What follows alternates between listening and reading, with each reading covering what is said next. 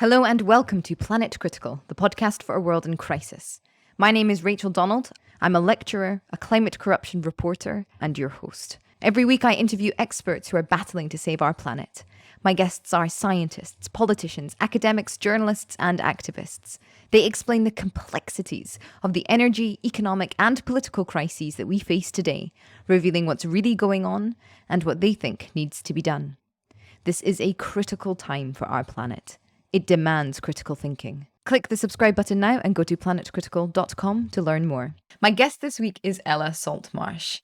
Ella is a narrative expert, a storyteller extraordinaire. She is working with national, regional, local governments all around the world, working with policymakers to help them understand how the stories they tell themselves and peddle out to their public are impacting their ability to confront the climate crisis. Ella joins me to discuss storytelling principles, the foundations of the stories that we need to be telling in order to imagine and embody a better future. She explains the project that she's working on time, how to move from short-term vision to long-term visions, encouraging people to think of themselves as ancestors to the unborn future generations. How can we be a good ancestor? What can we leave behind? What are the principles that drive those decisions? She talks about the huge amount of stories that we are up against as a public, whether it's right-wing propaganda, whether it's a barrage of endless messages from the advertising industry, popular culture, and how also to start to seed change and a different way of telling stories and the different kinds of stories that we emphasize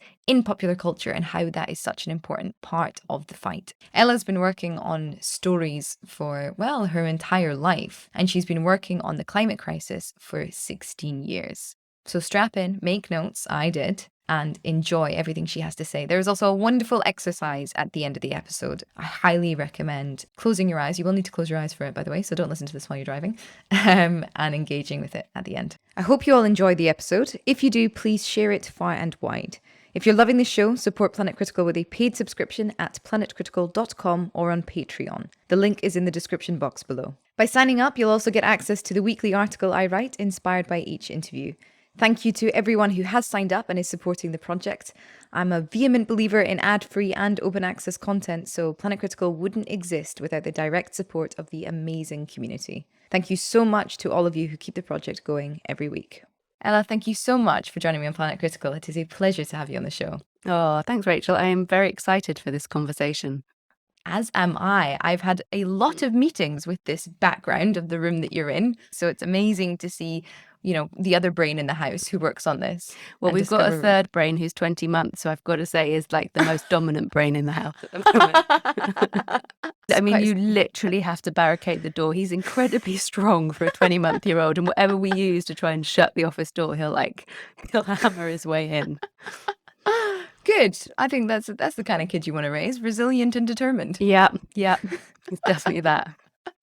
So give us some background about where you come from and what you do. You are defiantly plural, I read on your website, which is just such a phenomenal way to describe oneself. Yeah, so I have had many strands to my life, but one of the golden threads that has gone through it is story and narrative.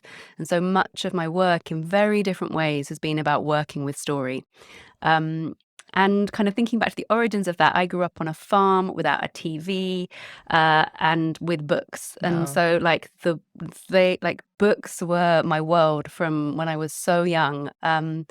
And I've continued. I feel like it's a lifelong both love of story, but I also feel like I'm a lifelong student of story. I'm constantly learning new things about the craft of storytelling, about its potency, about the science of storytelling. And that has taken many different forms over the years. So I'm trained as an anthropologist.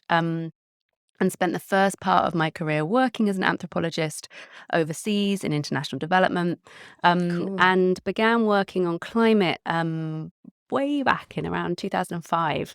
Right. And back then, I got a fellowship to look at climate change comms. And so I spent a year back in 2005, 2006, looking at how climate change was being communicated in different parts of the world, going to look at what infrastructure was already there, what advocacy was already existing.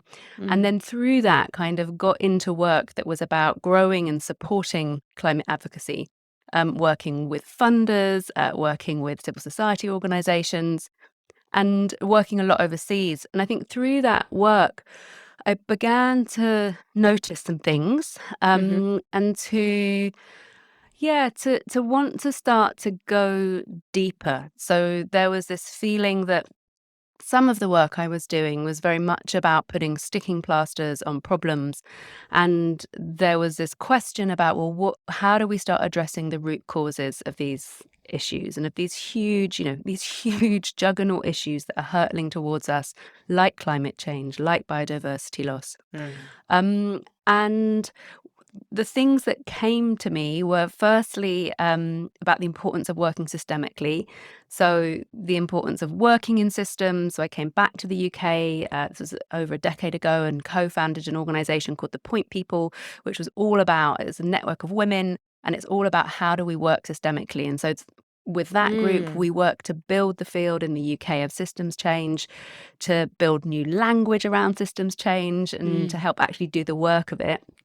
And then the other side of addressing the root cause was culture, and really seeing that that all these issues we're working on are nested in narrative, and that if we want to shift these issues, we need to be working with culture, not just with environmental advocacy, but with the culture that kind of billions gets put into every year. So popular entertainment, the TV we watch, the music we listen to, the adverts we scroll through, that actually, if we want to shift to a more regenerative society at the speed we need to, we're going to have to work with those kind of engines of story, those engines of culture, and to stop them working against us. And so with that, I came back to the UK and co-founded a different organisation called the Comms Lab, which is all about the advertising industry and how we grow movements in the advertising industry. And that work continued for a decade and has gone on. One of the organisations that we incubated, the Purpose Disruptors, are doing awesome work, building radical movements led by industry insiders. And so that's really exciting to kind of see that work, which, and all of this work, most things take at least 10 years, I've decided now. And both of those did. But alongside all of that, I had my own practice as a writer. So writing, I was in my 20s, I wrote that novel that never got published. And then I just kept writing drama. And I started writing for film and TV. And so I had one side of myself that was the writer, and then I had the other side of myself, and I kept them quite separate. And I was a bit embarrassed about the fact I had these two different sides of myself. I felt like it somehow undermined my credibility. I didn't want anyone in the different worlds to really know that I was doing the other. And then, like, a few wise people, probably about 6 years ago, started saying to me, well, why don't you bring these worlds together more? Like, why don't you look at the role of story in systemic change? Your weird combination of careers could be useful if you bring them together. And so that's what I started to do. I wrote a piece back in 2018 for the Stanford Social Innovation Review called The Role of Story in Systems Change. And in it, I kind of tried to make sense of the emerging field and to map it. And I think that article became a bit of a touchstone. It made me into a magnet. So suddenly anyone who was interested in narrative came to me, which was so interesting because I got to kind of just to meet and to understand where the gaps are. I had a lot of people coming to me wanting work done, and I didn't have the capacity to do it. And so one of the things I realized quite early on was the importance of growing the field for this work, of growing support for it amongst funders, for supporting civil society organizations to do it.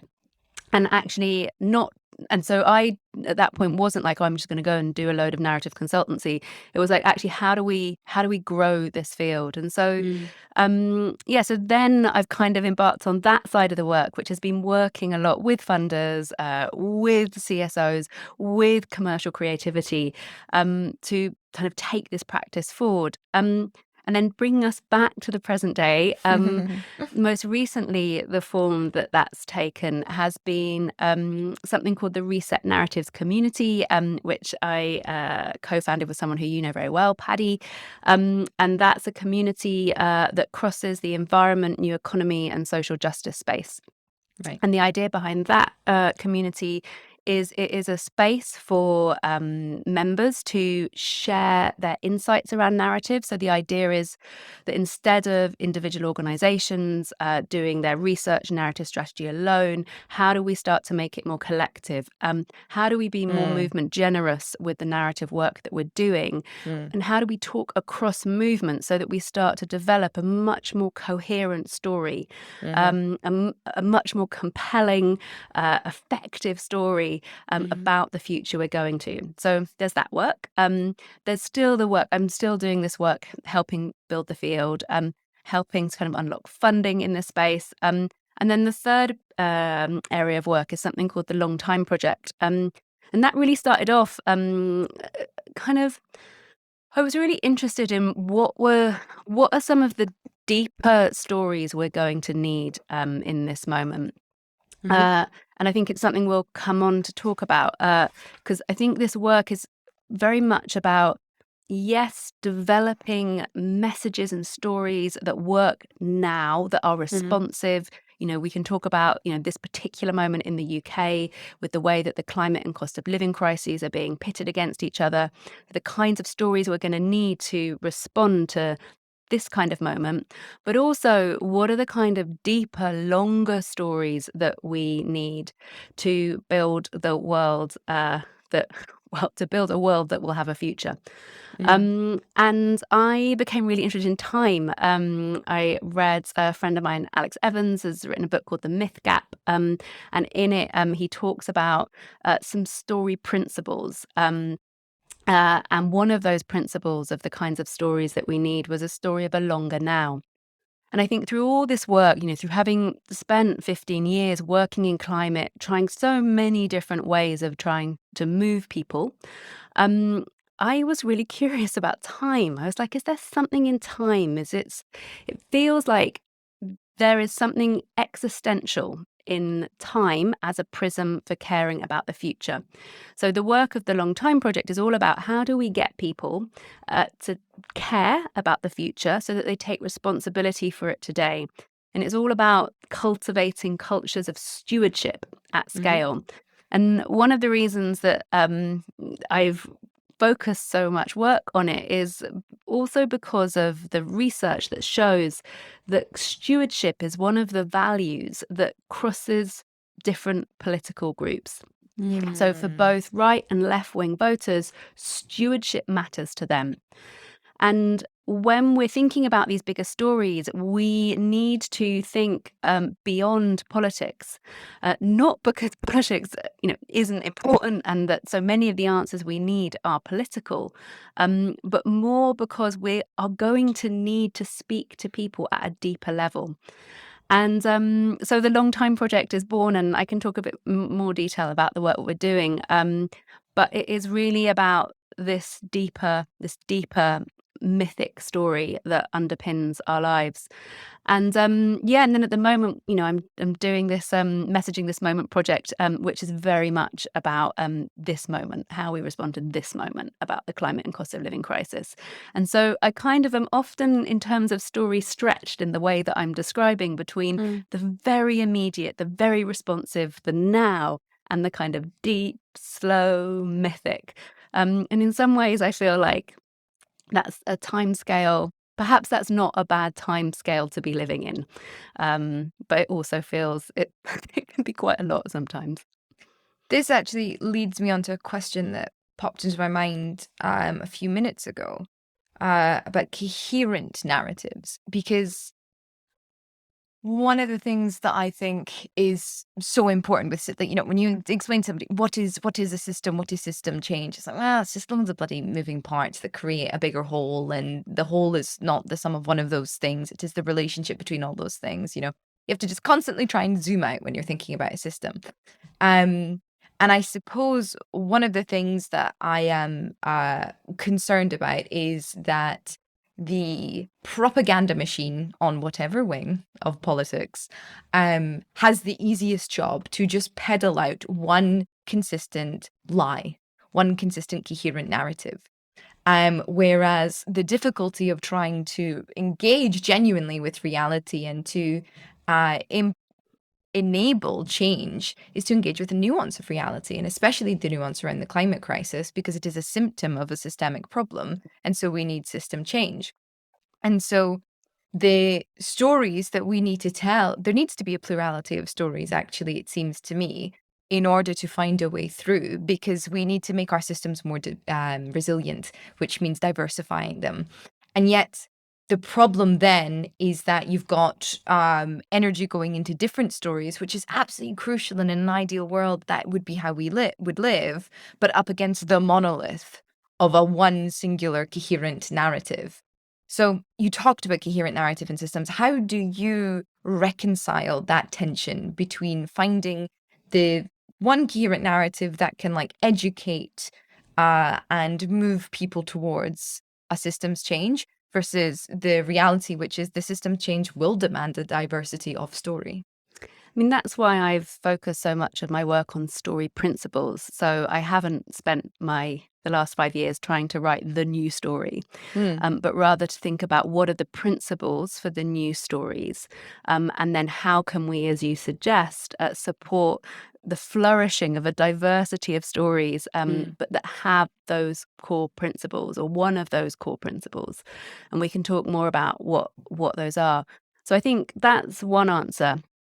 Another is just understanding the different layers of story. So I think when it comes to political messaging, in this moment particularly, coherence is really important. The public can get very confused when there is a wide diversity of alternative messaging around what a regenerative future can look like, our pathways there. There's often kind of a gap. There's we're told about all these miraculous green jobs and a transition, and I don't know, it doesn't feel very real. And so, there's whereas the kind of the counter forces, the more regressive forces have got a really super coherent narrative that is very simple, very repeatable. You hear it on talk radio all the time. And so I think it's really important that we do the work across movements to bring more coherence to some of that immediate messaging, whilst allowing for, a huge plurality. But I think it's also helpful, and this takes us to some of the bigger narrative principles, to think about how we tell our stories. Because I think as a movement, we have fallen into into the trap of scientific rationality in the past. And it used to be back with the Greeks, they understood that we needed mythos and logos to tell a story. And then we had the scientific revolution, we had the kind of eviction of mythos from credibility. And what that has meant in terms of movements is that we spent a long time, and I did this, as a young campaigner, I totally did this. I was like, if we just told people the truth, if we just told people how it is, then of course they'd realize we just have to tell them the truth hard enough, and then they will change. And that's just not how we work as humans. That's not how our brains work. We're super messy, irrational creatures. The truth does not always set us free. We often don't act in our own best interests. And actually, story and emotion is incredibly important. And the right has understood that. And they've understood it much earlier than we have. And so, but even today, and I think there's been a lot of change over the last 10 to 15 years when it comes to this. And there's been just so much incredible work happening in this space. But it's really interesting in this moment in the UK, where we're seeing the climate and cost of living crisis being pitted against each other. consistently, that there is a kind of knee-jerk response to come in with the facts, to start with the facts, because it's really hard when absolute blatant lies are being kind of peddled by government ministers. How do you not just jump in and be like, no, that's not true, this is the truth?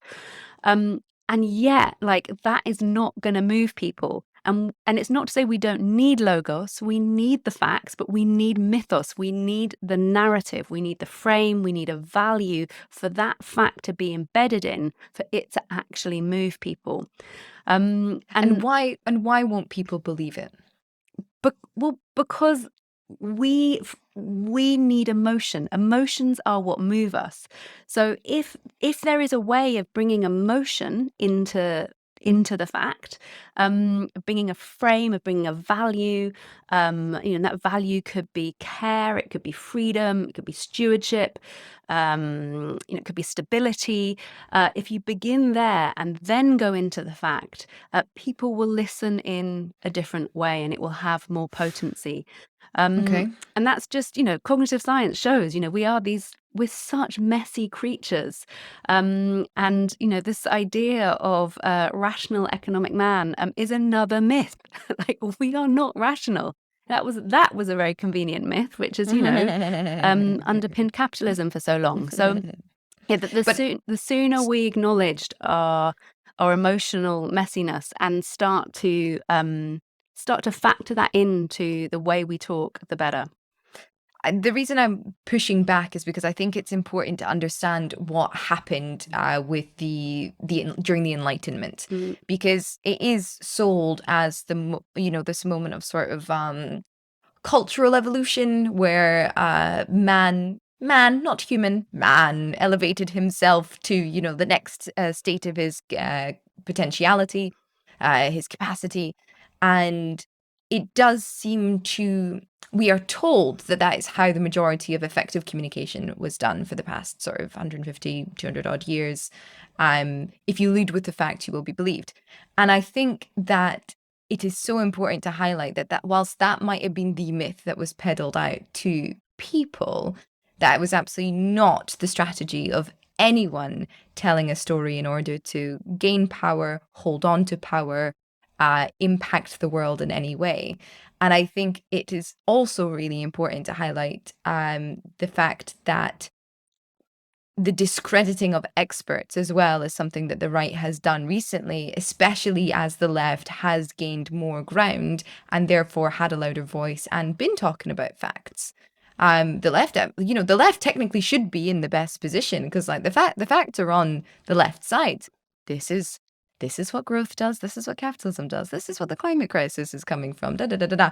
And there has been an interesting effect with the right sort of realizing kind of what was happening and saying, oh, now is the moment that we discredit experts, actually, even though we've been saying that they've been running the world correctly to, what is the word that to hobble the irrationality of man and our emotional impulses. Yeah, absolutely. And that's what's kind of quite perplexing. If you look at the advertising industry, like they know you don't lead with the facts. They've been doing an awesome job of telling stories, of, using all kinds of emotional techniques to get us to buy over the last 100 years. And as you say, so does anyone who has, obtained power democratically, and even those who haven't have used emotion very effectively.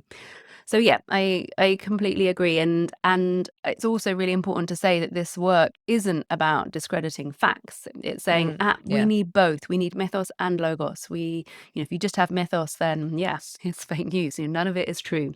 So facts are very, very important. But and you alluded to the Enlightenment, and I think it's really interesting just to go back there and spend a bit more time there, because when it comes to some of the stories that we are being lived by today, so many of them were strengthened and born in that moment. This was a time when we changed how we thought about nature. And some of those changes had happened, millennia before, with the rise of agriculture, But if we come to the Enlightenment, and particularly Francis Bacon, I've been looking into him recently, the natural philosopher Francis Bacon, but who was also the chief prosecutor for the king.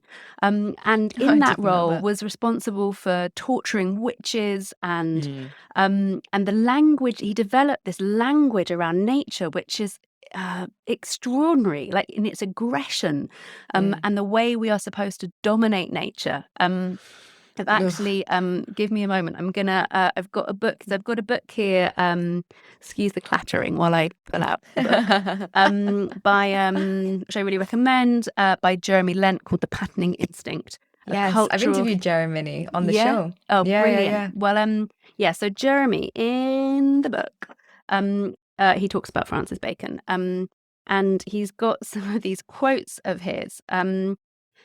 So he talks about and he's got this kind of like prosecutorial zeal with the way he talks about nature. So the scientific method may in truth dissect nature to discover the secrets locked in her bosom, so that she may then be forced out of her natural state and squeezed and moulded. Oh, Christ. Can you imagine? And then he goes on to write, calling upon mankind to unite forces against the nature of things, to storm and occupy her castles and strongholds and extend the bounds of human empire. So we've got this kind of like, I mean... Oh my God. Yeah. Classic Brit of the time. Yeah, I mean, anyway, but that, that idea of that was how we should treat nature and women became, so embedded, and, and it was continued with everyone from Descartes to Newton. And through this, we kind of developed this idea that the natural world had no intrinsic value and was just there to be dominated by us. And then if you bring in kind of colonialism, capitalism, consumerism, and these kind of insanely, bloodily efficient systems that just ramp that up, then that, is a large part of the reason that we're here today. And I think it's really important to start to acknowledge, like, what are some of these foundational stories and metaphors that underpin our lives? Because story, like narrative, is like the water we swim in for a fish. It's like we don't see it. We do not see the stories we are living. And a lot of this work is helping make that visible to us. So helping us understand those stories, and then helping us author new ones, both kind of individually and collectively. But thinking of some of these core metaphors and what alternative core metaphors that would be so much more life-giving would be is a really important part of this work. I think also understanding the power of unleashing a story, because I was reading, I can't remember, something recently, listening to an audiobook, something sciencey, and it was talking about the scientific enlightenment and the fact that the reason the way that science became this sort of binarized equal and opposite force, and the language that was developed around it, was because of the strength of the counterforce that scientists were against at that time from religious zeal. So they had to, because they were the underdogs, they had to protect their work so much from claims of heresy and even witchcraft and all this kind of thing. They had to couch it in such particular rational terms, in a sense, in order to give it the fertile ground to eventually to grow. And I think that is such an important thing to kind of remember as well, that there are many good things, or many bad things start with good intentions as well. And it is this system, it is this interlocking dynamic and relationship of how things interplay with one another that lead us to where we are. And that's why we also have to be so careful with the stories that we tell, because they don't just remain static. They pass through the mouths of others and become other stories, until you eventually rise at Francis Bacon, who thinks that, well, we've conquered, all the people in the world. Let's conquer all of the other things. Jeez, Yeah, absolutely. And I think that is really important in terms of systems, like being aware that what we're seeing today might not have been the intention of the people who contributed to building that system. Yeah. And but looking at also who we reify and deify. I spoke to Kate Rayworth last year, and she was talking about how all those neoclassical economists might be shocked to see their ideas still being used today. They might Absolutely. say, like, that was a different world. Like, what are you guys doing? You should use tools for your time, instead of teaching tools from all that time ago. Madness. So I think, but I think it's also important because so many of the systems we live in feel like they have been dropped from the heavens, and they derive their power from that. They feel like they've been eternal. They feel like they've been here forever. They feel like there's no alternative. If we look at our anything from our economics to our politics, they draw their power from the fact that we don't realize that they are things that have been created often to meet the interests of a very small elite. And so the more we can tell stories, and that's partly again why so much of the work I do now is about time, the more we can tell stories that help people understand how these systems that dominate our lives came into existence, and also to look around today and see how the emerging systems that are going to take us somewhere better are already here. They're already happening. A lot of the work you're doing on this podcast is like shining a light on that emerging system, and to kind of build momentum around it. So I think this idea of looking with the torch of story across time to help people gain a greater sense of agency in shaping the systems they live in is really important. Absolutely. I've got an essay, or I had an essay sort of come out recently, and it was essentially saying that the most important thing is just to begin, as sort of John Alexander says, and that perhaps what people don't understand is we are so sort of seemingly fossilized in the current paradigm and the current story, the current myth that we live in of capitalism and of being disempowered agents, that even though the idea of change is scary, it is only scary because we see it through the lens of the current world that we live in, which is that we can put a lot of effort into change perhaps, but things never do seem to change because what we exercise is our democratic right only at the polls. Whereas to put even more effort in, to take agency into your own hands, to build a thing with your community, by yourself, or with your friends, to create a new component, something else, that will incur a systemic change along the way. And the very future, the very unknowable future that seems so scary when sort of caught in the jaws of capitalism, that unknowability becomes less frightening when you're taking agency over it yourself, because at least you know that you are doing everything in your power to change it for the better. Whereas right now, I think we're all aware, well, I say we, but people are very aware perhaps that there is seemingly very little they can do. And that is why the future, the unknowable future, is so frightening, because we're all sort of victims of the story that we've been told.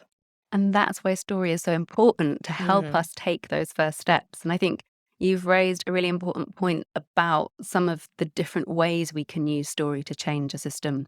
And so I think there's the Buchanan two loops model of systems change, which I've never tried to explain. I normally do it with a diagram, but I'm going to try and explain it.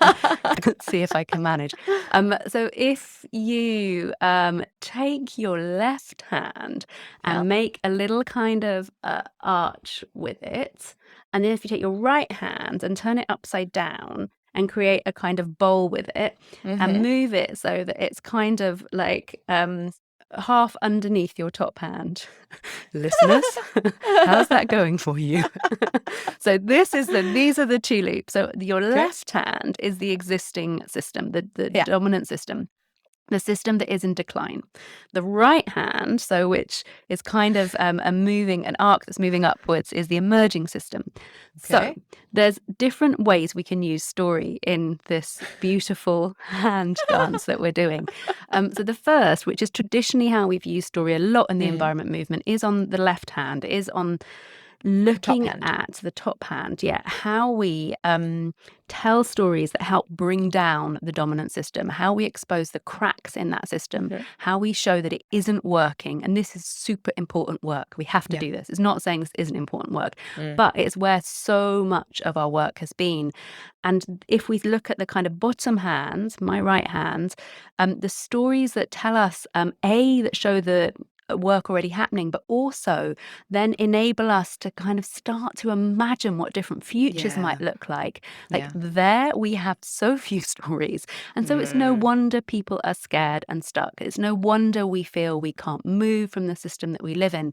And I think over the last 2 years or so, there's been this collective realization that we need more stories that take us to a regenerative future.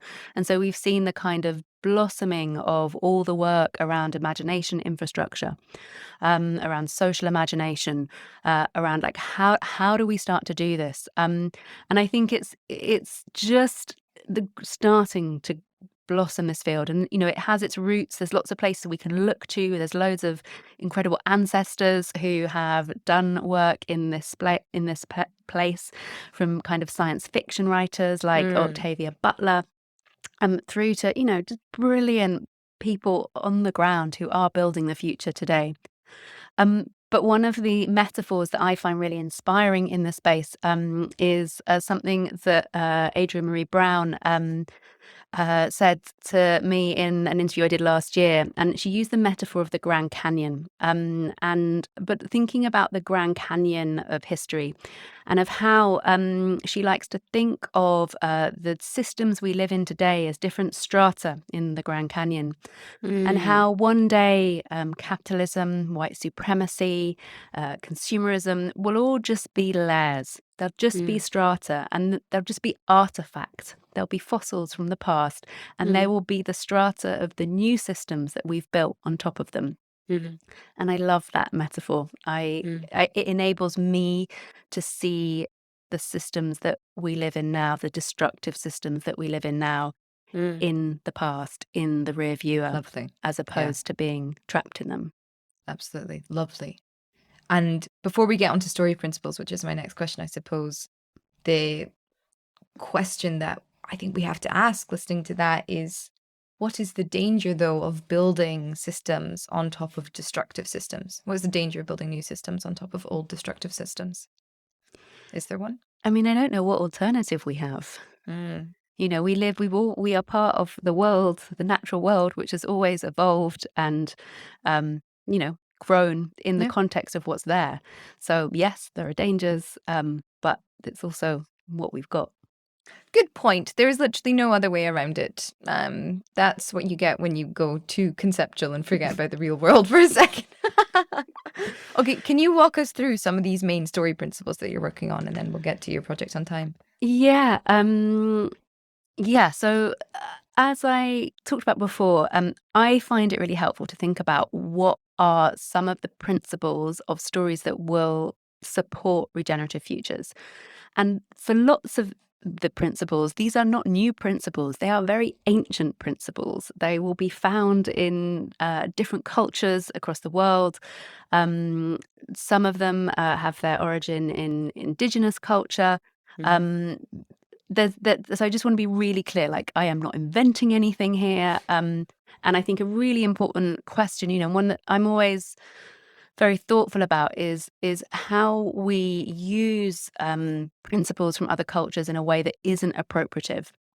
And especially in the context of Indigenous wisdom at the moment, there is such a kind of almost like a pillaging trend for the use of Indigenous wisdom. And I think, given the way that so many Indigenous communities are literally fighting for their lives today, that any of us who is who's benefiting from their wisdom, who's trying to use it in their work today, we also have to be contributing to their very real struggle for existence today.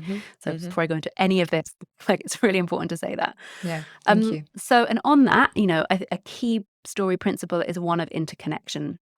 These are, if we look way back to hunter-gatherer societies, so many of their stories had, like, interconnection was a core part of it. this idea of nature as a nurturing parent, of enabling us to really feel part of the web of life that we are in. And to really be able to start to connect with the more than human. So to kind of move beyond the anthropocentrism and start to feel what it might mean to be another creature. And there are lots of, there are very deep ways we can do that, but there are kind of lighter ways we can do that. And we're seeing it happening. This is happening all over the place now. And it's something that actually children's books have been doing for a long time. We've been creating characters out of animals. And yes, we've been making them human, and there's loads of problems with that. But, it's also, there's something in us, I think, especially as children, that kind of very naturally feels that kinship towards the natural world. And that is something that gets pulled out of us. So interconnection is one principle. Longer, as I've spoken about, and I'll talk a bit more later, but a longer time frame, living in longer, deeper time. A larger us. So Alex, who wrote The Myth Gap, has gone on to form an organization called The Larger Us, or A Larger Us. And this is all about, like, how do we extend our empathy beyond ourselves as individuals, beyond our tribe?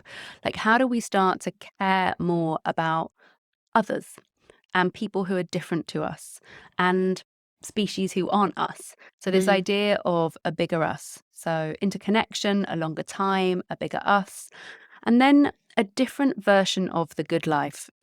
So many of our problems today come from the stories that capitalism has sold us about what happiness is and what we should be aspiring to and what the good life is.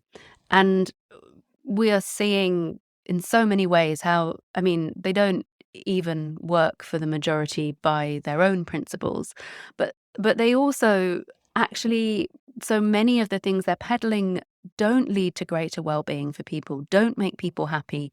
So how do we start to tell stories of the good life, which is about a genuinely good life for most people?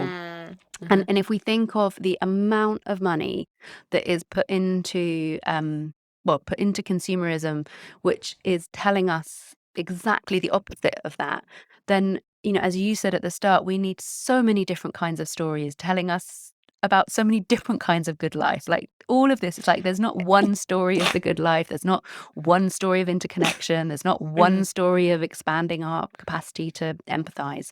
Like, we need so many different kinds of stories told to so many different kinds of audiences by so many different kinds of people.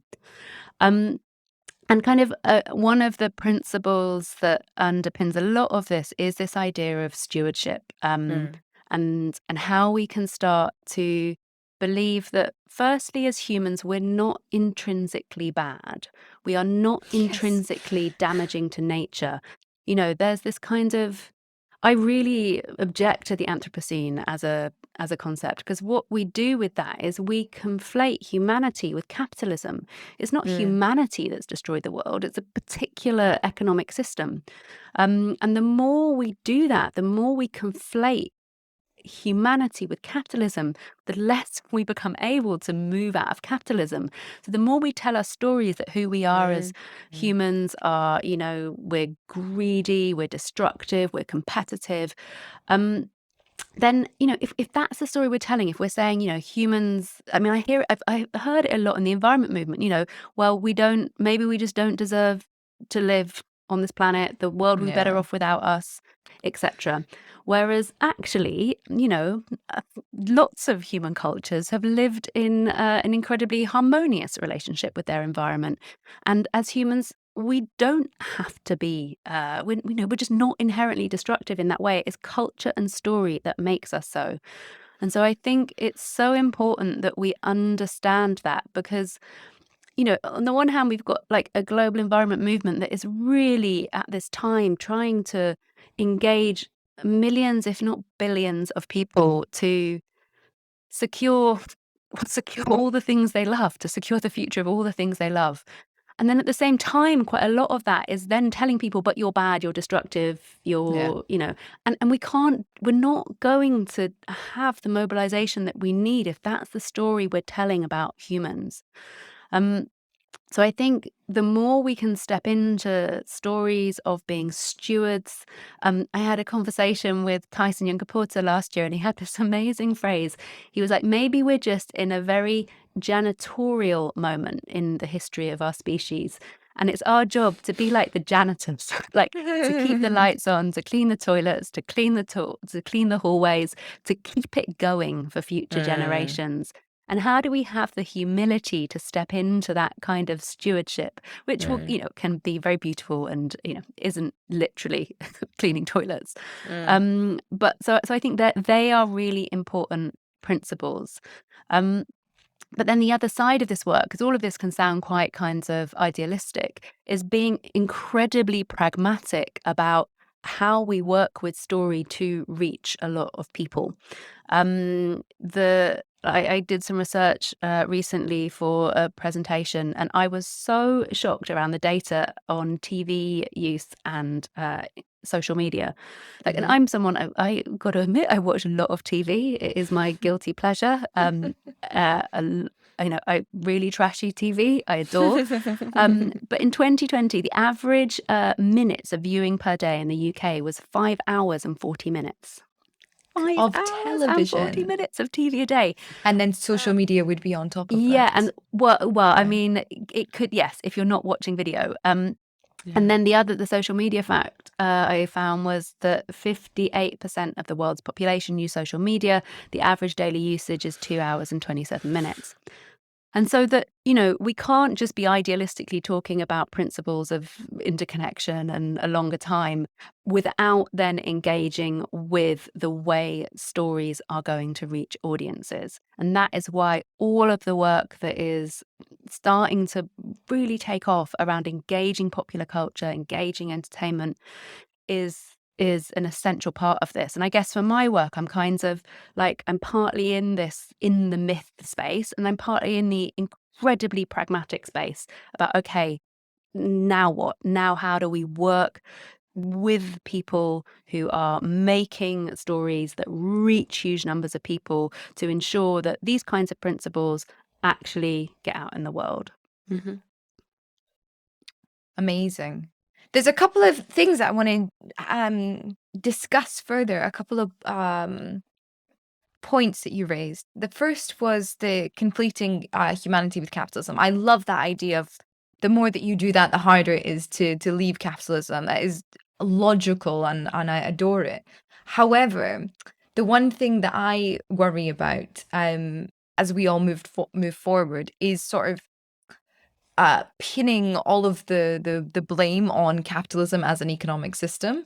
Whereas I think we need to be aware that there is something in our history of organization, perhaps since the agricultural revolution, perhaps since I don't know when, I'm not very good at history, but that does kind of have this growth impetus built in Western culture.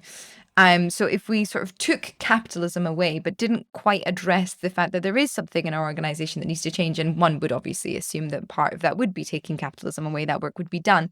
But still, I think it is very important to highlight, like, I don't think that we are victims historically of our economic system. Perhaps now is the wealth gap just sort of gets completely out of hand and really reveals itself as what it was, the system for what it was created, which is to benefit the elites. But nonetheless, there is something in Western history, Western civilization, Western organization that does have this growth imperative seemingly built in. And the second thing, and we'll talk about that, I would love to, but the second thing is also this harmonious with nature narrative. I think it is a beautiful narrative. I think there are huge elements of it that are really, really critical, especially to combat this sort of alienation from nature that we currently exist in. Nonetheless, I do think that there is still a kind of almost anthropomorphic narcissism in it. I was listening to an audiobook with David Deutsch, and he was saying, he was like, nature doesn't care. Like, the system as a whole does what it can to survive. But nature does not care about us as individuals, doesn't care as any one thing as an individual. And therefore, that is why like the stewardship, I think, is so key, because actually it does take active work. Indigenous populations that live in harmony with nature, it is not because it is sort of this Garden of Eden premise that I think a lot of people think about when they hear harmony with nature. No. It is like eons of cultural wisdom passed down about how to behave, when to behave in different seasons, what to do with certain plants, how to also engage politically with nearby tribes. Like, it is a very active political and social and cultural system still at play. So I worry sometimes, I suppose, that the singular message that we get through in either of those stories for people that maybe aren't paying attention is A, it's all capitalism's fault, and B, our natural state is harmony, so don't really worry about it because we'll get there. Yeah. I mean, it's not all capitalism's fault, but you can go back and most of the people living under feudalism wouldn't have been that. I mean, it was the world that they knew, but it was not a world of freedom and wealth for the majority. Sure. And yeah, you can go back to the dawn of agriculture to really look at how hierarchy started to develop in human societies, for sure. And we suddenly, previous to that, our existence had depended on our ability to share, to cooperate. And then suddenly with agriculture, our success becomes about our ability to kind of hoard. Yes. And so we have the birth of hierarchy and the birth of stories that really enable that hierarchy. And yeah, I think the idea of growth is I don't know, we can take it whether we want to take it to kind of pre-colonialism, but it's not that old, the idea of growth as we perceive it. And then the way we have reified growth, I mean, that is a, Greta calls growth a fairy tale. She berated those leaders for, why do you believe in this fairy tale of endless economic growth? Yeah. Like, not even a child would believe that, and yet it is what we base our economy on. It is still insane. And even today, like in the UK, everything is a lot of the politicians are talking about growth again. Growth is always what we talk about. And we just, any human can understand that endless growth is not possible. So I think it's really important that we are very critical with how we think about growth. To be honest, I don't know how far back it goes. I had a really interesting conversation with Jason Hickel about degrowth and looking back into the history of that. And he particularly talked about that gap from feudalism moving into capitalism. So I think yes, capitalism isn't the origin of all of our problems, but we really have to not conflate what it means to be human with what it means to be living in capitalism. Absolutely. And we have a tendency, understandably, to do that. So in terms of our ability to connect with nature, absolutely. Like, this isn't about anthropomorphizing, and that's why I was like, children's books, aren't the best example, because that's what they do. And yes, nature cares about us in the extent that we are hurting it or supporting it, and in whatever way that particular species can have any consciousness around who we are. So it's totally it's not about, I don't know, some kind of romantic mutual love affair with nature. But I think it is about listening. For me, it's about what are the stories that enable us to listen to the environment we are in more, to become more aware of it. We've become so divorced from it that we and I think that is part of the work. It's stories that help us listen, that help us sense. My son is, my 20-month-old is obsessed by cars. He's got two parents working on climate, and he is totally obsessed by vehicles. Like, doesn't have a large vocabulary, but it consists of like cars and lorries and vans and bikes, and like his favorite place is sitting in a cafe by a roundabout so he can spot the buses. So like Amazing. in an effort to try and kind of counter that, I'm playing him. I've got a book that plays birdsong. And so it has like a picture of a bird on the page, and then you can listen to the birdsong. And it's like he recognizes crows now. He Oh, can hear the cool. birdsong of a crow and recognize it. But the point is, I'm listening. I'm reading this book a lot and listening to it, and I am starting to hear birdsong in ways that I haven't before. And I think, and that starts to change the way that I am in the world. So I think this work about connection with nature, having a different relationship with the modern human, isn't about some kind of mutual romance. Okay, cool. As I said, it's I think it's just sort of some of the message that I think gets taken away, and I think it's actually couched still in that capitalist sense of entitlement, that Yeah. we are entitled to an environment, and therefore, if we just do X, Y, and Z, then all of a sudden things will be harmonious. Whereas actually, I, nothing has any entitlement on this planet, actually, as we are seeing. Life fights to grow. The planet is currently fighting to survive thanks to our actions within our own environment. And therefore, that is why I just absolutely love the concept of stewardship. This idea that it is a relationship and therefore it is mutual. Yeah. Like nature does not owe you health and well-being. But by being in a dynamic relationship with one another, you can provide that for one another, and therefore your wider community, and therefore the wider community of all the species that we share this planet with. And please. Yeah, well, and if that's the case, what are the stories that we need to tell? Yeah. And I think, and understanding that the stories that we tell, so if we can find a way of telling collective stories around stewardship, that will influence our policy, it will Yeah. influence our economy, it will Yeah. influence our politics. Like our stories are the soil from which everything else grows.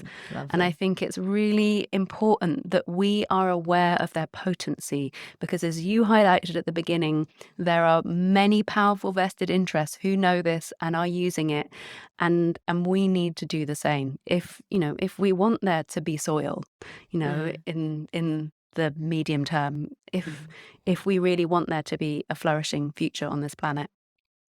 Are there any stories that you could share with us today? Or as you said, you're working on these story principles rather than actual narratives.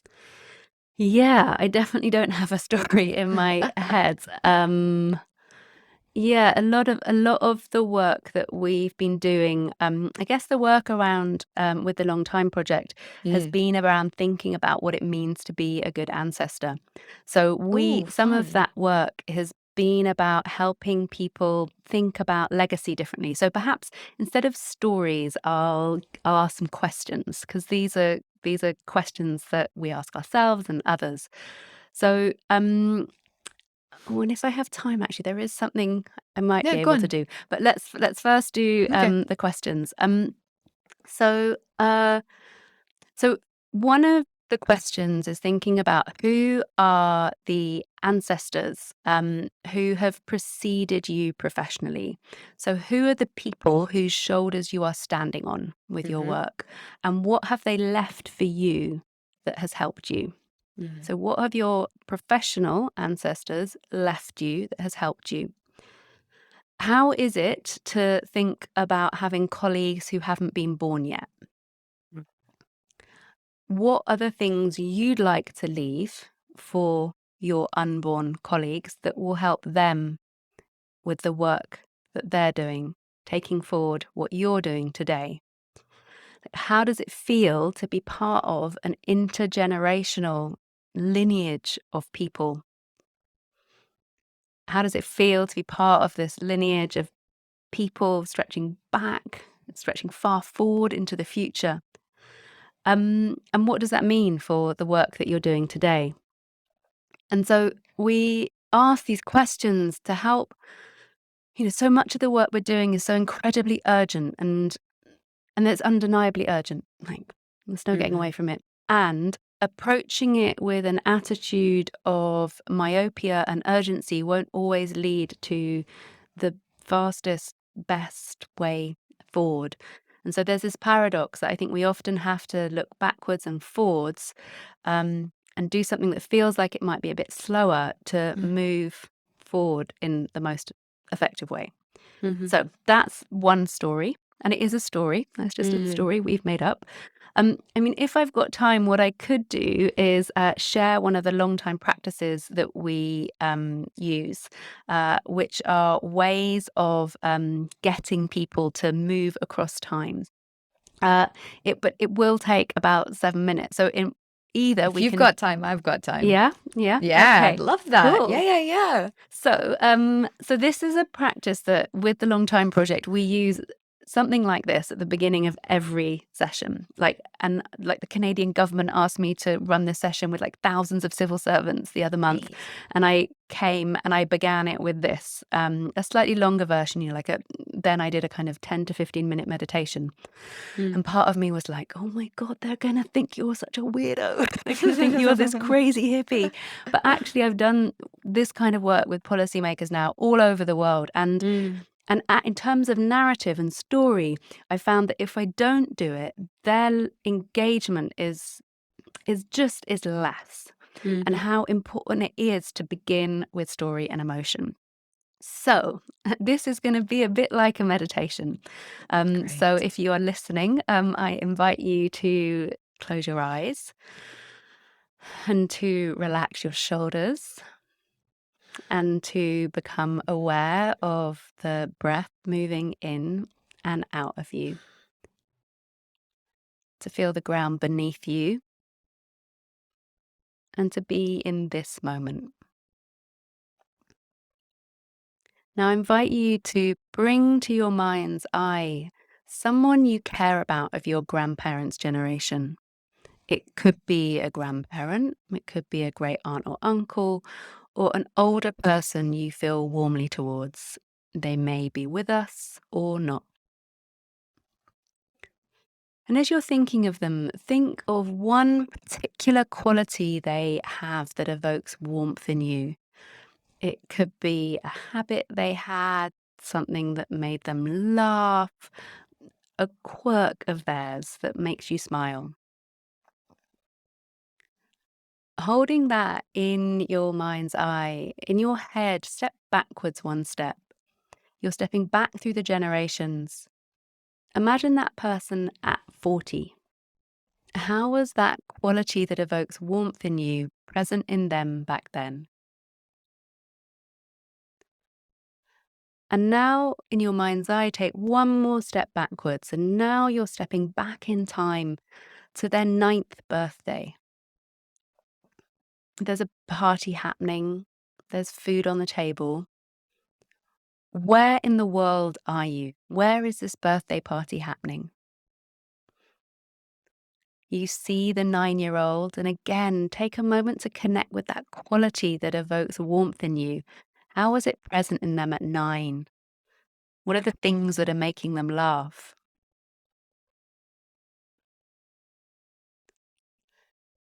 You walk over to the window and for a moment turn your back on the party. What do you see out of the window? What was the world like back then? When was it? It might be the 1920s or 30s, a bit later, a bit earlier.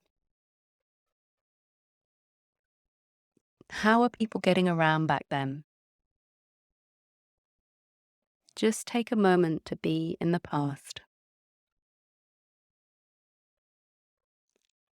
Then a noise happens in the room and you turn back and you're back in the 9th birthday. And you're going to take your leave now. And in your mind's eye, you say goodbye and you step forwards one step through the generations and forwards another step so that you're back today in the present. And take a few deep breaths again, letting go of that older person you've had in your mind, feeling the ground beneath you and arriving back in this moment. Now bring to mind a little person you care about. It could be a child, a grandchild, a niece, a nephew, the children of friends. And again, think of a quality that evokes warmth in you. It could be a funny habit they've got, the things that make them laugh, their smile. Take a moment to connect with them.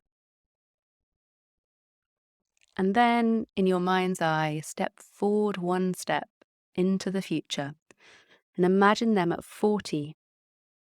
How is that quality that evokes warmth in you present in them at 40? And holding them with you, step forward another step in time to their 90th birthday party. Take a moment to absorb the joy and celebration in the room. They're there being celebrated by their family and friends. How are they at 90? How is that quality that evokes warmth in you present in them at 90? You walk over to the window again and take a look out. What is the world like in the future? When is it? Maybe it's the end of this century, the start of the next one, maybe a bit earlier, maybe a bit later.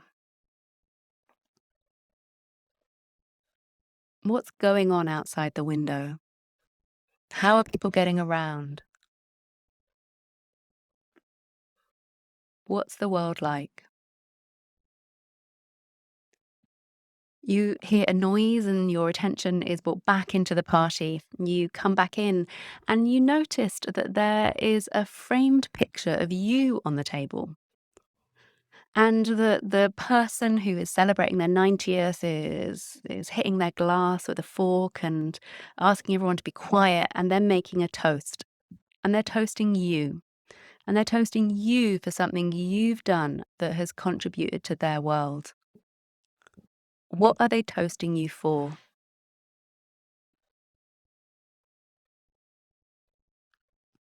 Take a few breaths to connect with your legacy to future generations.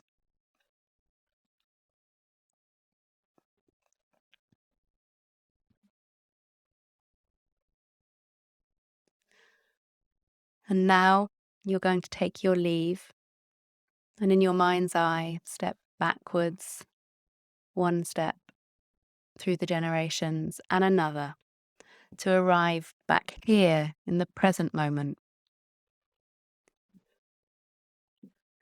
Let go of that younger person you've had in your mind's eye. Feel the ground beneath you.